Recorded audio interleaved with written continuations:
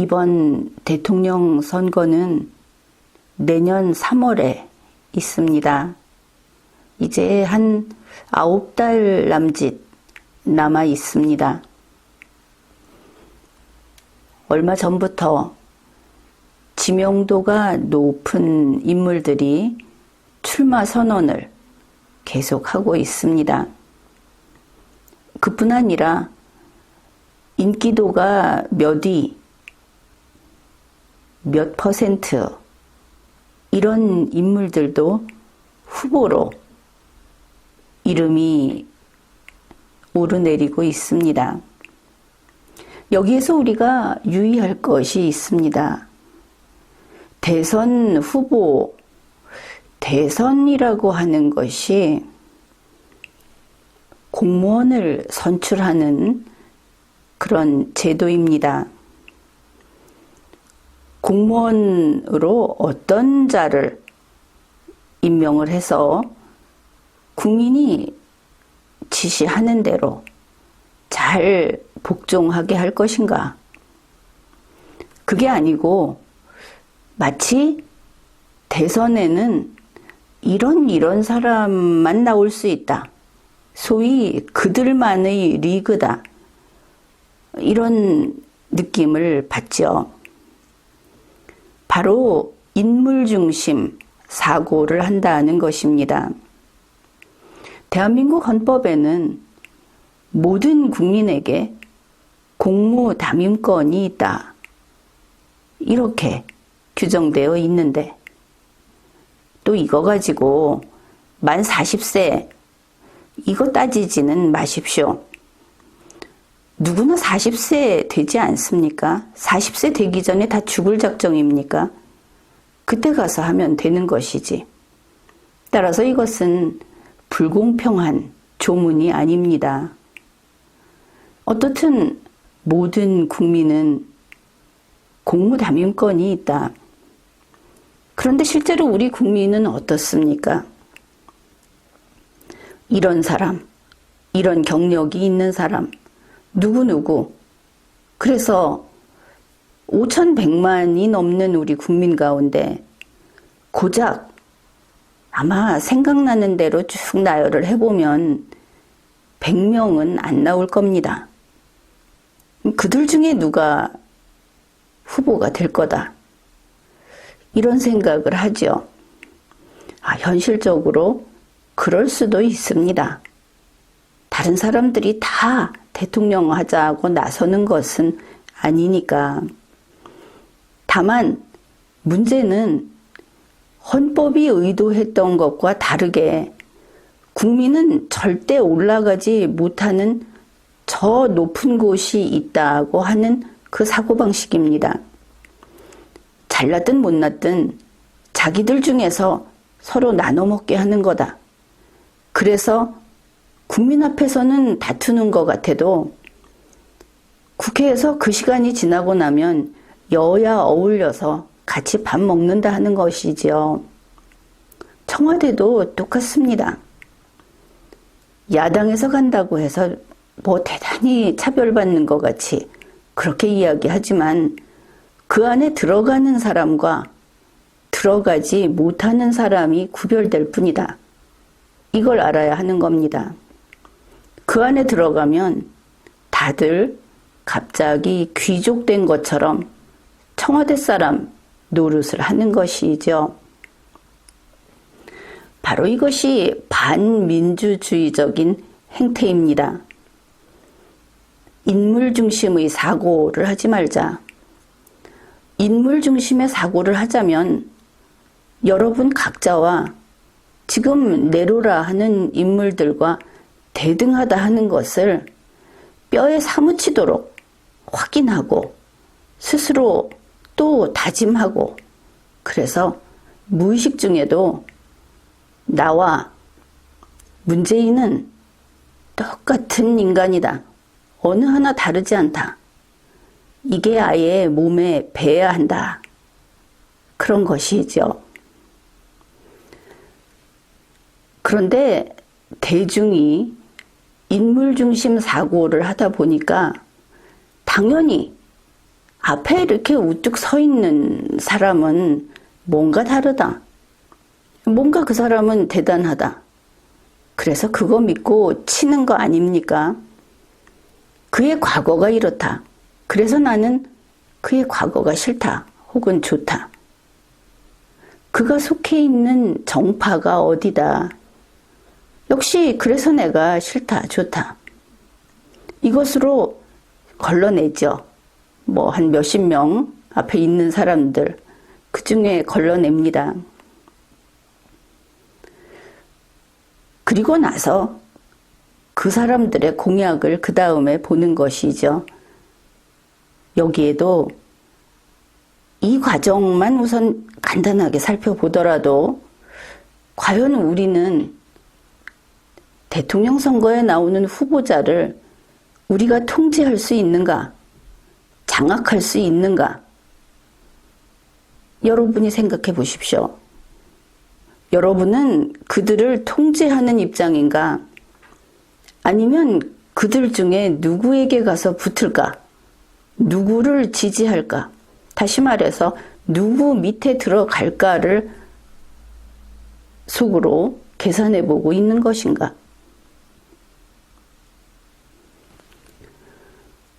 여기에서 다시 이런 이야기를 해봅시다. 인물 중심이다. 가령 어떤 후보가 있다. 그럼 그 사람은 이미 이렇고 이런 사람이고 이런 과거를 가지고 있는 사람이다. 이러면 그 후보자는 완성품이 되겠죠. 우리는 어쩌지도 못하면서 완성품 가운데 선택을 해야 하는 입장에 놓이게 됩니다. 하늘에서 뚝 떨어진 겁니다. 그러면 그들 중에 선택을 하는 우리 국민은 무력하기 이를 데가 없죠. 아니, 이 5,100만 중에 소수만 이렇게 대선 후보가 될 수 있고, 그 대선 후보는 나는 원래 이런 인간이야 하면서 저 생긴 대로 나와서 국민은 그 중에서 선택을 해야 한다. 이게 맞다고 생각하십니까? 근본부터 선거제도라는 것이 대한민국은 건국할 때부터 제대로 만들어졌습니다. 그것을 후보자들이 중간에서 왜곡시켜 버린 것이죠. 다시 이야기를 합니다. 선거에 나온 후보자는 완성품이 아닙니다. 후보자는 선거에 나올 때 이제부터 국민의 뜻대로 나는 만들어지겠다 하는 각오를 하고 나오는 것이고, 선거 전국 동안 후보자는 만들어지는 겁니다. 어떻게 만들어지는가? 유권자 맞춤으로 만들어집니다. 바로 그래서 유권자는 후보자들에게 지시하고 요구해야 하는 것입니다. 그러면 유권자가 무엇인가? 유권자는 전체 국민의 대표로서 대통령이라는 공무원을 선출하는 공무 수행을 하는 공적인 지위에 놓이게 됩니다. 선거에서 유권자의 지위는 그런 것이죠. 따라서 유권자는 공무 수행을 하는 것이기 때문에 나는 저 사람이 너무 잘생겨서 좋아요. 이거는 말도 되지 않는 겁니다. 공무 수행이라고 하는 것은 전체 국민이 무엇을 원하는가? 그것을 대신 전달하는 역할이다. 이것을 잊어서는 안 되는 것이죠. 전체 국민의 뜻에 따른 요구를 해야 하는 겁니다. 그렇다면 이렇게 볼 수 있겠죠. 이제 보수의 여러분이 저 문재인 민주당에서 나오는 후보들을 보면서, 또 물론 보수의 후보들을 보면서 이제 이런 마음을 가져서는 안 된다 하는 겁니다.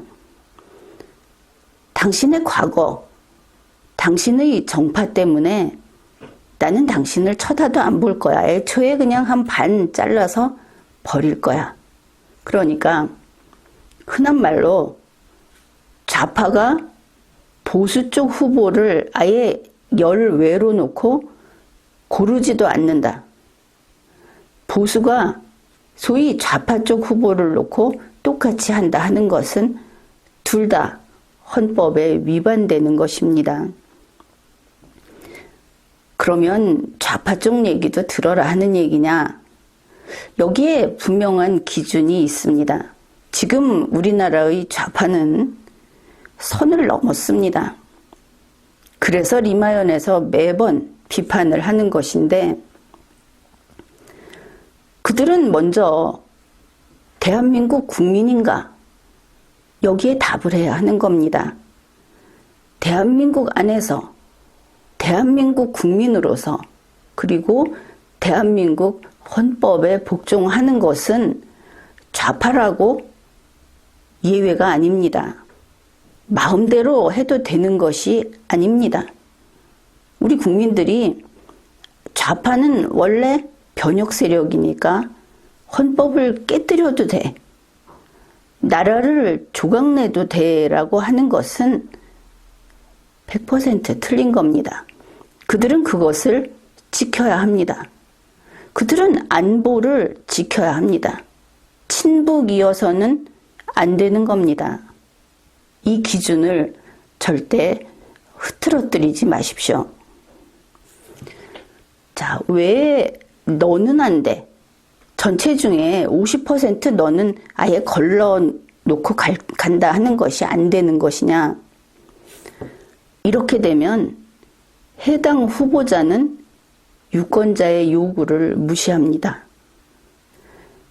보수가 문재인 민주당 쪽의 후보자의 말을 아예 듣지도 않고 무슨 소리든 다 거절을 한다고 하면은 그들은 보수 국민의 요구를 무시한다, 이런 뜻입니다.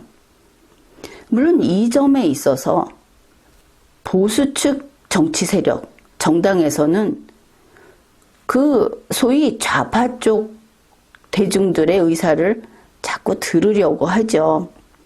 이것이 무슨 산토끼니 집토끼니 하는 말이기도 한데, 왜냐하면 지금까지 대한민국 헌정사에서 보수 정치 세력이 주류였습니다.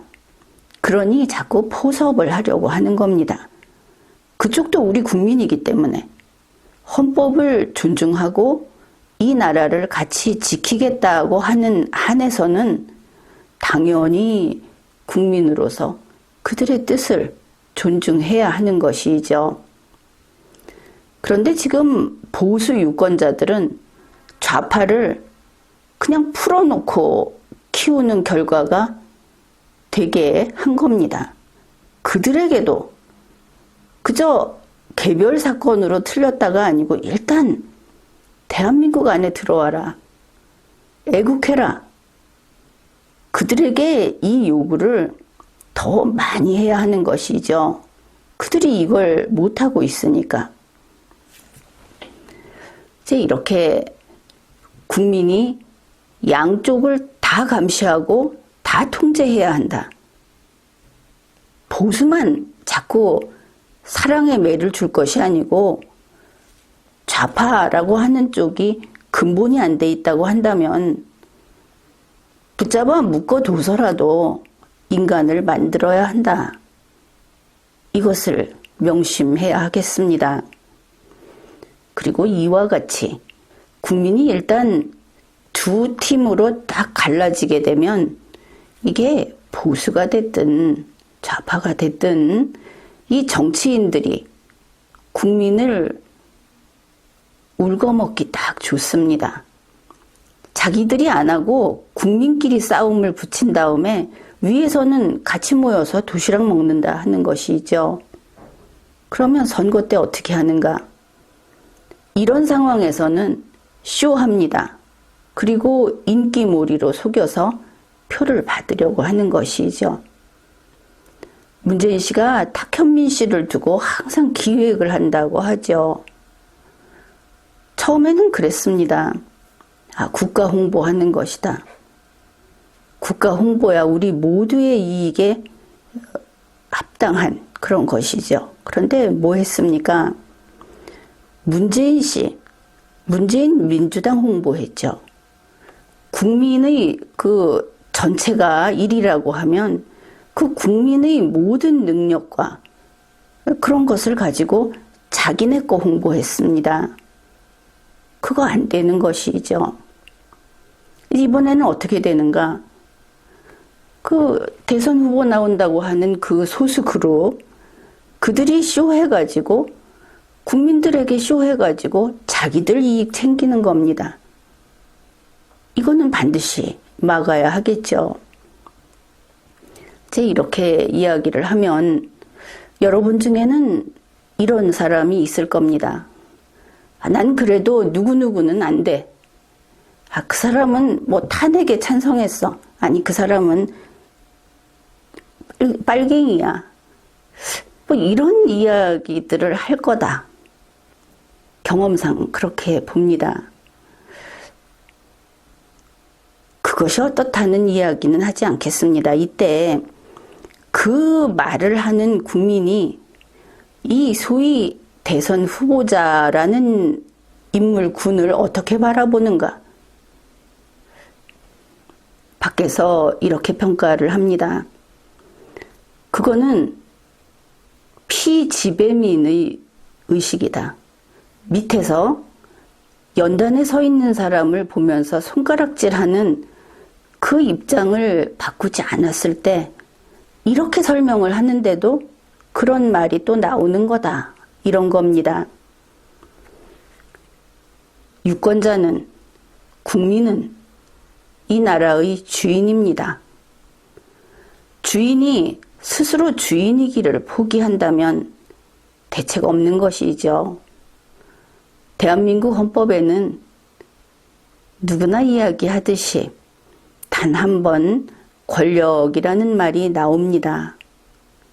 그 권력은 전체 국민에게 있습니다.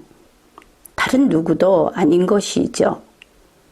그래서 국민 각자는 주권자로서 공무 수행을 하는 여러분은 절대 연단 밑에 내려가서는 안 됩니다. 평소에 자기가 9급 공무원이어도 대통령이 가령 1급이라고 칩시다. 그래도 선거 때는 9급 공무원이 아니고 여러분이 연단에 서 있고 이러한 정치를 하는 사람들, 후보자들이 운동장에 서 있는 겁니다. 반드시 주권자는 연단에 올라서서 정치인을 내려다보아야 하는 것입니다. 그러면 이 선거에서 국민이 원하는 것은 무엇인가? 유권자는 나의 처지, 개인적인 요구, 그것이 아니고 그보다는 위에 공존을 위해서 어떤 선택을 해야 하는가? 이런 상당히 고상한 판단을 요구받는다.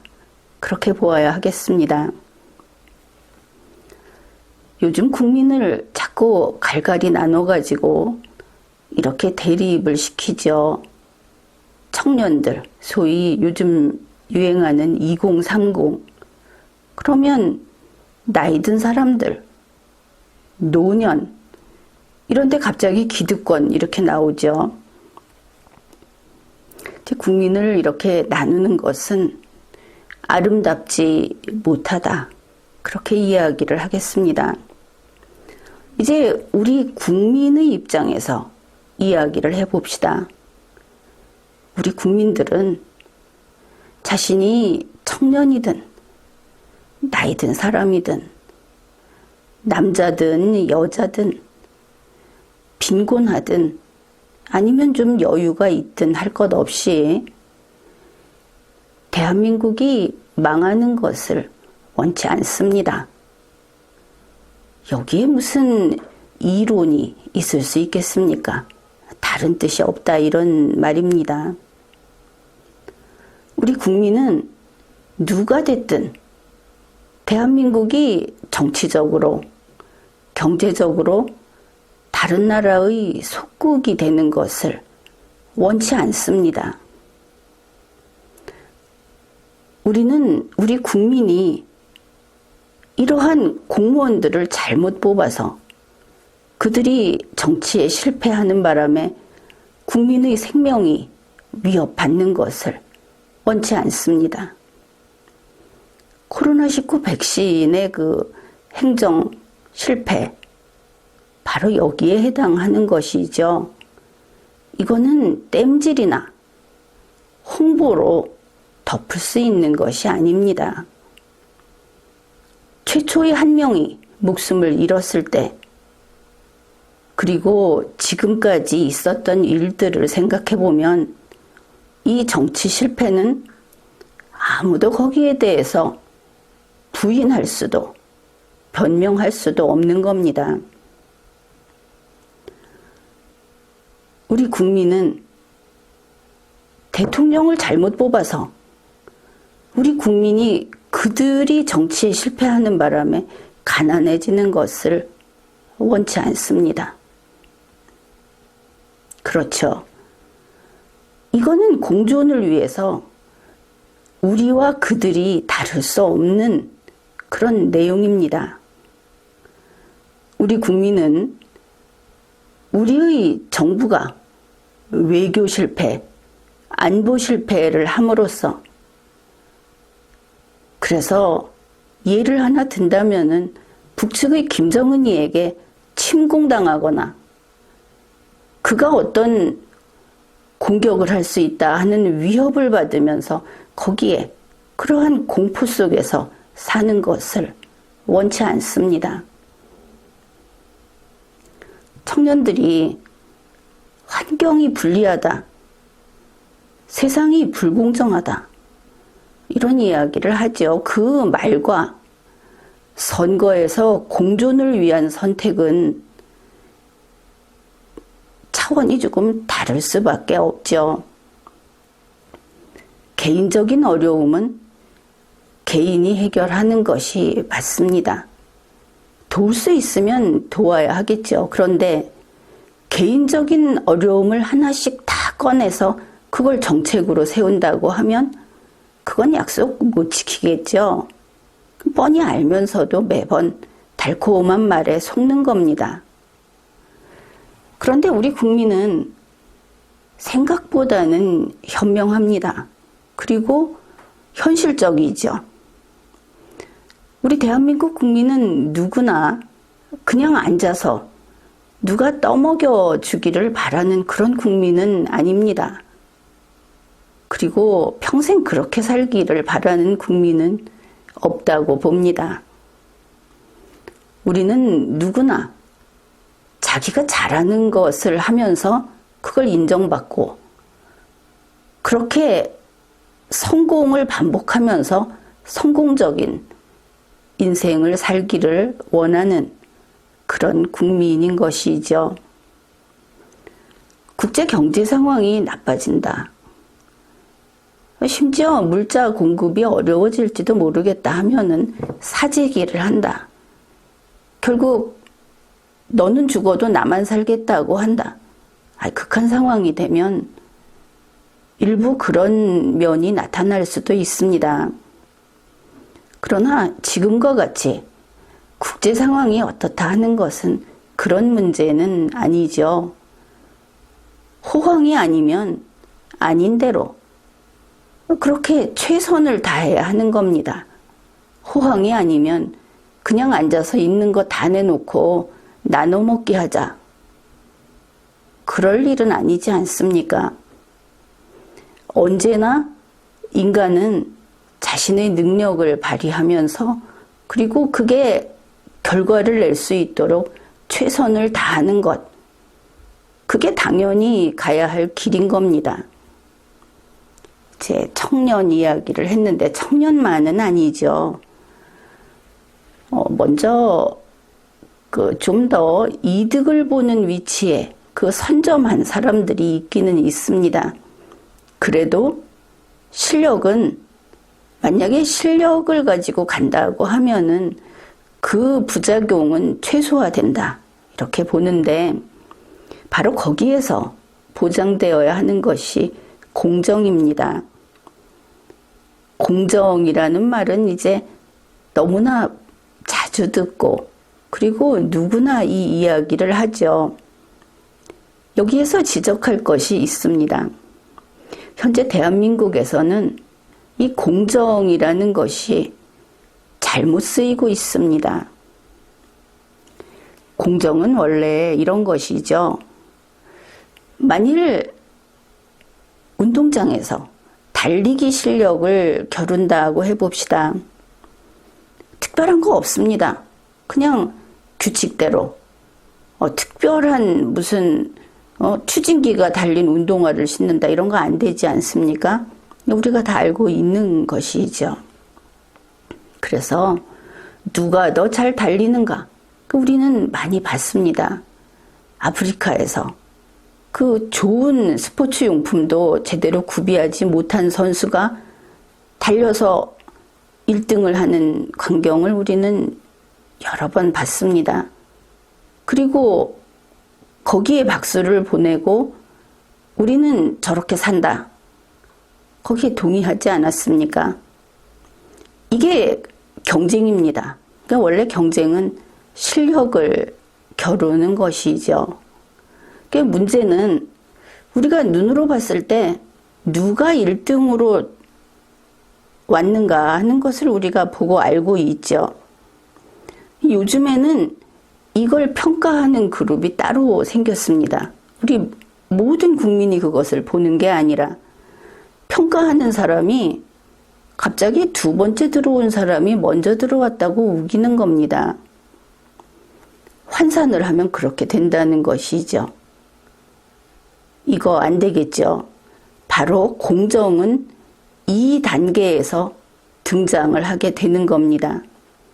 그렇다고 해서 요즘에 곳곳에서 이렇게 논의가 되고 있는 가산점을 폐지하자 하는 이야기는 아닙니다. 그것도 관계되는 말이기는 합니다. 가산점 이야기를 좀 해보죠. 내내 같은 거니까. 그러니까 현재 어떤 실력을 평가할 때 점수를 더해주거나 아니면은 좀 빼주거나 하는 식으로 하는 것이 공정한 수단이다, 그렇게 이야기를 하죠. 문재인 민주당에서는 지금 이걸 공정이라고 이야기를 합니다. 분명하게 이야기를 하면 이건 공정이 아닙니다. 평준화 수단인 겁니다. 한쪽이 높고 한쪽이 낮으면 얼만큼 깎아서 그 높낮이의 차를 줄이겠다. 그건 공정이 아니고 평균화 수단인 겁니다. 이게 필요 없다는 이야기 역시 아닙니다. 뭐가 문제가 되겠습니까? 얼만큼 깎을까? 얼만큼 더해줄까? 그게 또 공정해야 하겠죠. 문재인 민주당 잘못하는 게 바로 이 부분에서 실력이 없어서 그 기준을 아예 세우지를 못했다. 나는 그렇게 봅니다. 손대지 않으면 기본은 하는데 손대는 바람에 아예 질서를 무너뜨렸다, 이렇게 보는 것이죠.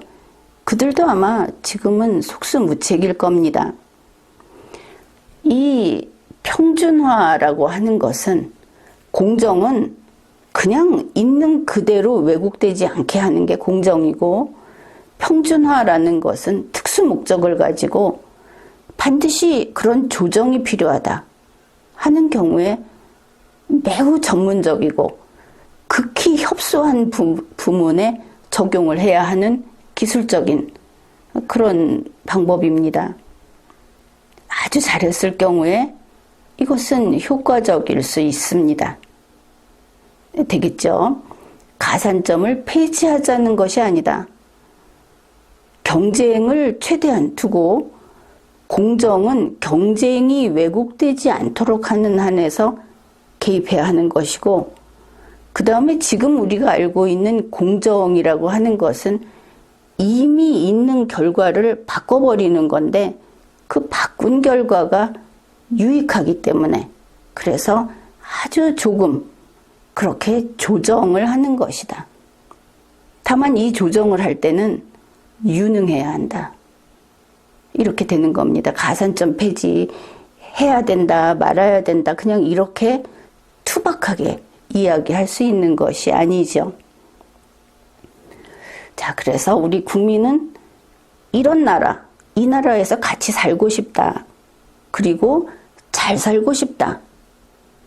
그리고 내가 가지고 있는 능력을 내가 노력해서 밖에 내놨을 때 그게 성공으로 연결되는, 뭐 꼭 안 될 수도 있지만 그런 삶을 원한다. 우리 국민은 행복하고 싶다. 이런 것들이 국민이 원하는 겁니다.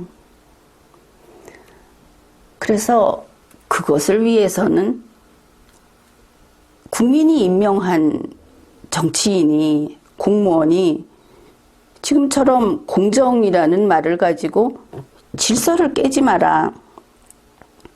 질서를 깨버리면 원래 국민들이 최소한은 앞으로 진전할 수 있었던 그 모든 길이 다 무너져 버린다. 이런 겁니다. 이런 국민의 뜻을 전하는 그런 공무 수행을 하는 사람들이 유권자인 것이죠. 유권자는 먼저 국민의 뜻을 알아야 한다. 같이 살아야 한다. 그러면 어떻게 해야 하겠습니까?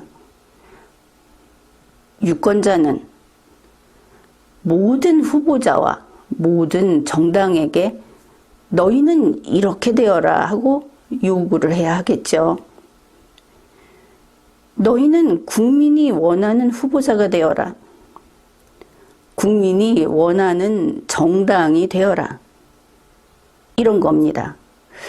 그러면 어떻게 하면 될까? 여기에 국민이라는 어떤 아주 분명한 기준이 보이죠. 국민은 어디에서 그 개념이 성립이 됩니까? 국가 안에서만 개념이 성립이 됩니다. 대한민국 안에서만 성립이 되는 것이죠. 그러면 대한민국은 어떻게 존재하는가? 그것은 대한민국 헌법 아래에서 존재하게 됩니다. 그래서 이런 대원칙이 생기는 것이죠. 모든 후보자와 정당은 첫째, 대한민국 헌법을 준수하라.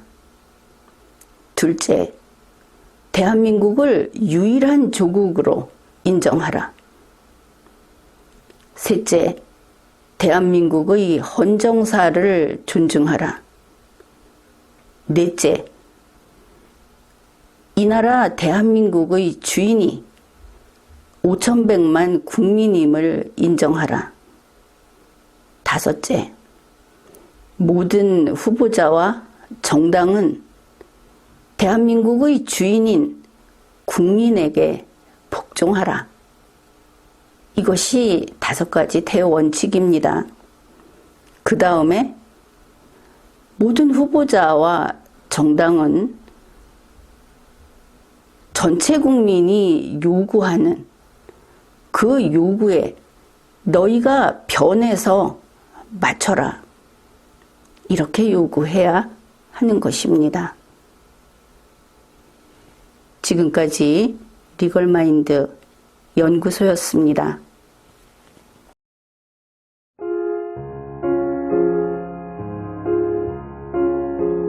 Guten Abend, gute Nacht, mit Rosen bedeckt, mit Näglein besteckt, schlupf unter die Deck.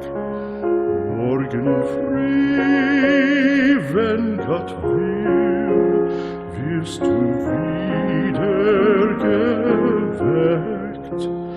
Morgen früh, wenn Gott will, wirst du wieder geweckt.